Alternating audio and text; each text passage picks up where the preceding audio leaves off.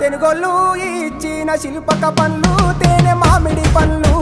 తీయంగా తిందామె తీరొక్క పండ్లు చిలక నేరేడి పండ్లు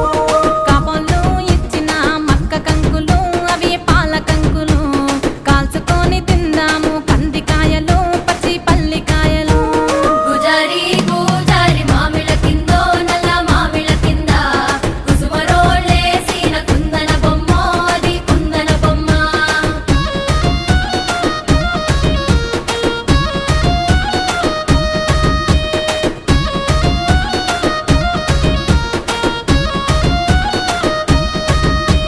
బెస్తోలు పెట్టిన పచ్చి చేపలు అవి వట్టి చేపలు